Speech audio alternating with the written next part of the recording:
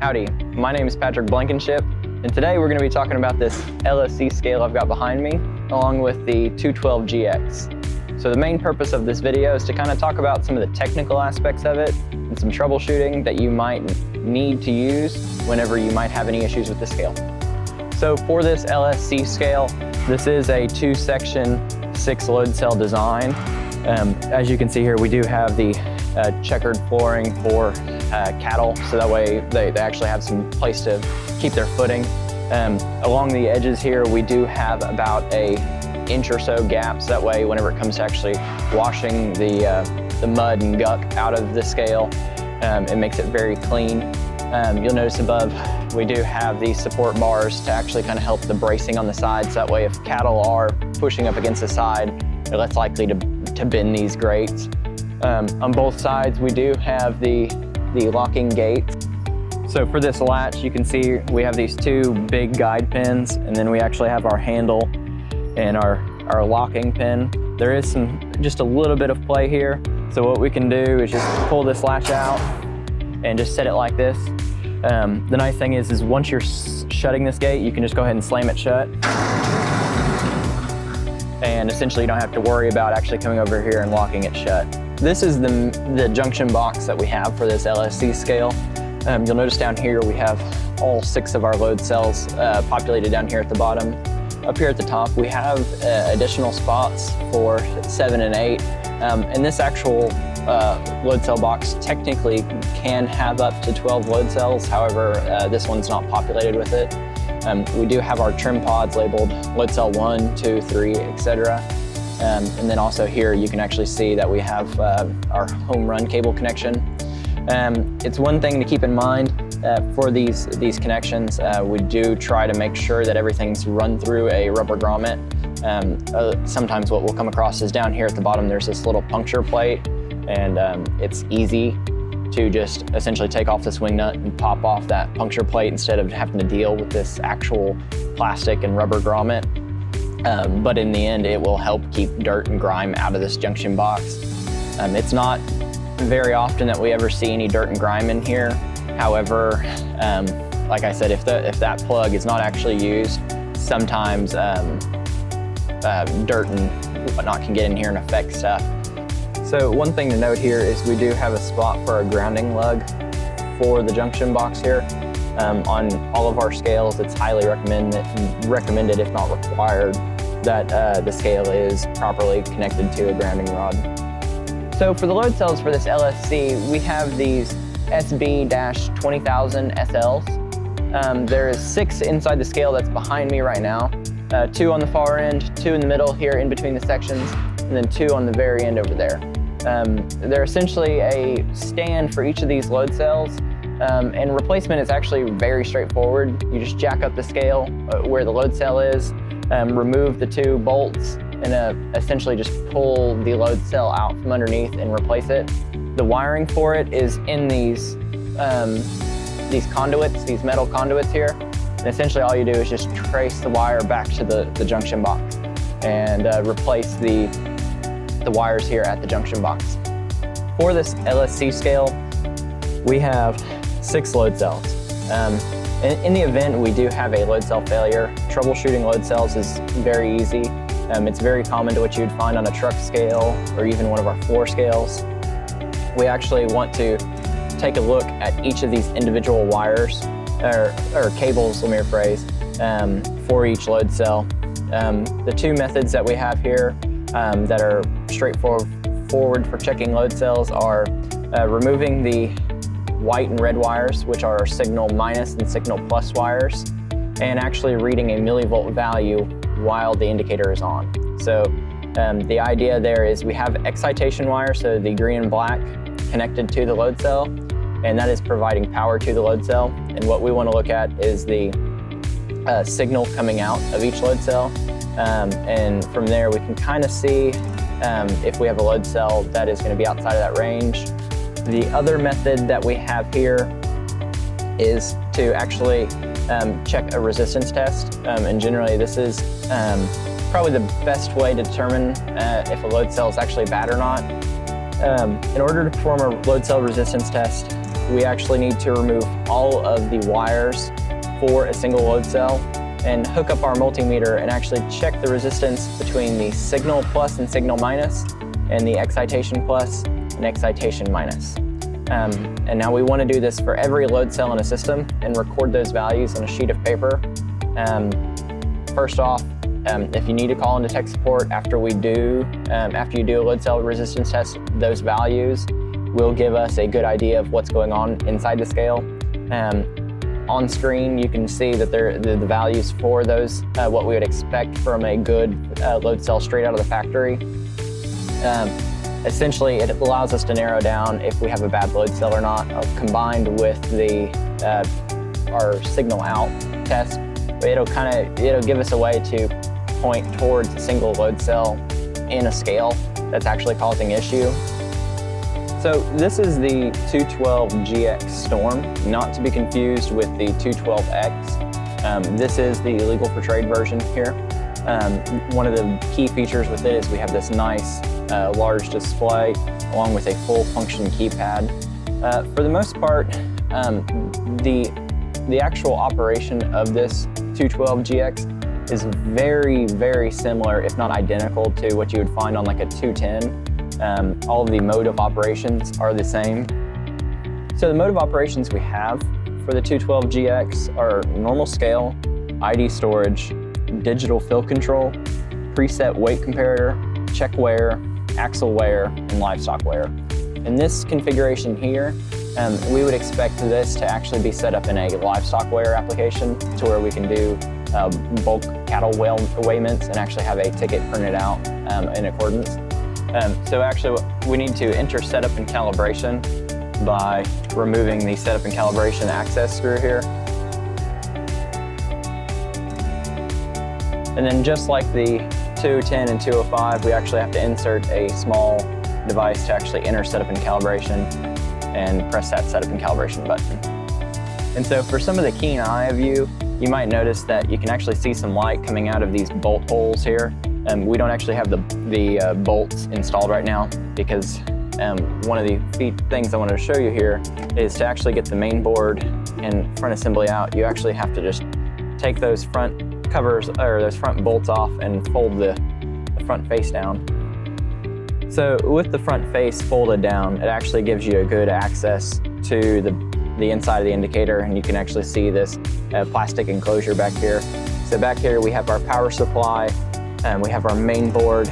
We have our AC power where it comes in, it goes through this line filter, through the power supply, and the actual power actually connects to this display board down here. The display board actually has a little jumper that feeds to the main board here. So the main board itself is identical to what you'd find on a 205, 210. Actually, it's identical to what you'd find on a 210, except for the programming is a little bit different for the 212GX because we still have all of the same outputs, inputs, and all 4 COM ports available. We still have that USB B port over here, and down here you can actually see that setup and calibration button.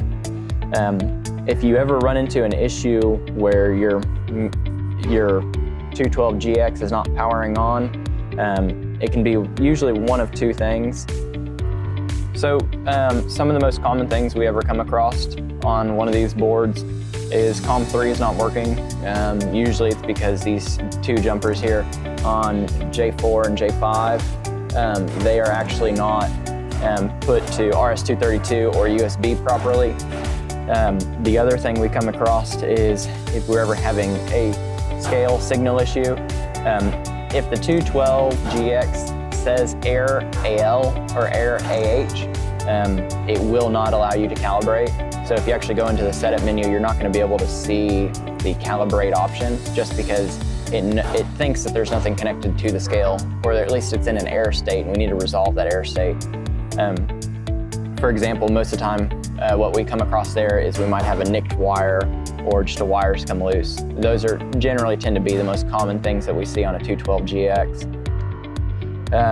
Beyond that, if you ever run into an issue where the front main board is not being, where the display is not coming on, but this main board does have that indication light showing that it is receiving power. Sometimes we can actually come across where we have a display board that's gone out, or even the main board. Generally, the easiest way to troubleshoot a main board failure is to actually disconnect this this jumper right here. So this is actually what connects the main board to the display board, this little jumper here. Sometimes we'll find a cable has been broken or nicked whenever somebody was in here actually setting up comms. The power supply itself in the back there should be putting out 15 volts. So that's probably the easiest thing to start checking, is actually check the power supply and then actually make sure that we're getting 15 volts here at the power header for the main board. Whenever we enter setup and calibration here, we will just press that setup and calibration button, and then it will say setup.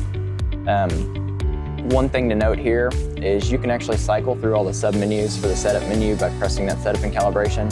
So all I'm doing here is just pressing that setup and calibration button just over and over again, and we can go to our SIO or serial input output, our print settings, fine span, high res.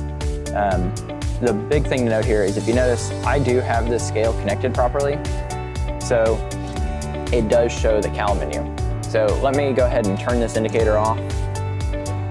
So with the indicator off, I'm just gonna go ahead and disconnect the actual home run cable from the scale. So right now the indicator does not actually have anything connected. With the indicator off, one thing I'd like to point out here is whenever this does start out, it will say the revision number of the screen. It'll say it's a 212GX, and then it's going to say the revision number for the indicator itself. These are good things to keep note of, because if there is a issue, sometimes whenever you call into tech support, we might request that just for kind of to help troubleshoot. You'll notice here now it says error AL. This is probably the most common error we find, just because we have like a cable break. Somebody's nicked a cable. It can just be one wire, and the cable doesn't actually have to be fully broken for it to cause this error. But one thing I'd like to point out here is whenever I go back into the setup menu and I actually try to go look for that cal, it's not there. You'll notice it went from A to D to SST. And so whenever I back out of there by pressing that asterisk button, I press that setup button again. So I go setup, A to D. Now next should be cal, but now it says SST. And so now it won't let me go ahead and calibrate it. So just keep that in mind. If you ever come across something where you do have that error AL, error AH, or even an error A-D, you're not going to be able to calibrate the scale. To kind of show you inside this setup menu here, if we go inside the setup, if you wanted to, say, change this from a normal indicator to a livestock wearer for this LSC, we would just go ahead and press enter on the OPER submenu. Now I do know some of these characters are not complete because this is a LCD style screen, so keep that in mind. So now that it says OPER equals, go ahead and press enter again. Now it will display a value here. So this value and how all of the menus inside the 212GX work are, you will see the setting name followed by that. Once you press enter again, it will then display the value for that setting. So in this situation, this means that we're not in normal indicator. We're in mode of operation number 3, which is actually preset weight comparator. So in this situation, we can use this style of scale with a different mode of operation. It does not require that we use it in livestock. So if we had preset weight comparator, we can actually set this up to where we had some basic relay logic to where a light would come on whenever a certain weight threshold was hit on the scale. In this situation, I'm just going to go ahead and go back there, show you one more time. So you go to OPER, and then it's going to go ahead and show the value followed by equals once you get into the submenu. Press it again. Now I want to go ahead and change that to, I believe it is 6 for livestock wear, and then it's actually going to go ahead and start bringing me that into that livestock wear application. The first question here is ID. It's asking me if I want to use IDs or not. And essentially, once you get into one of these sub-menus, there actually is a portion of the manual you'll want to refer to for all of the settings. Like the 210, one of the big things here is the most common question we get is, okay, I've just calibrated the scale, I've just changed some serial settings, I've changed my mode of operation. How do I make sure this saves? Essentially, you can do one of two things. You can obviously just keep pressing enter until the screen says setup. You can also press the setup and calibration button until it says setup. You're not required to go back and press setup. However, I generally advise people to make sure they leave the sub-menu that they are actually making changes in, so that way all those settings get saved. So you can also just press the asterisk, it'll say busy, and then it'll bring you back to the main wait screen. It's generally your preference. So if it does say setup, you can just go ahead and power cycle. That's always a good recommendation, so that way the indicator, if it does have any bits or anything that are hung up, it will reset. But generally, just press that asterisk button once it says setup again, and you'll be good to go.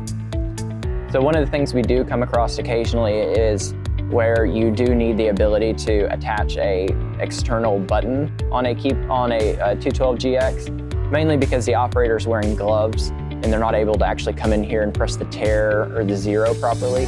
So inside here, just like you would find on some of our other indicators, we do have the ability to do a remote input. And so we're able to take essentially an external button to allow us to do these basic functions, so that way an operator does not have to actually worry about just pressing the keypad here.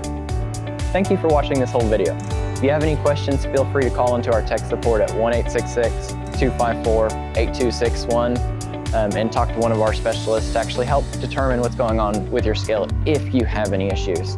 If you have any questions about setup or just any of the features that I've talked about today, if you're asking for recommendations or anything like that, feel free to contact us as well. Our email is tech@cardet.com, and have a great day.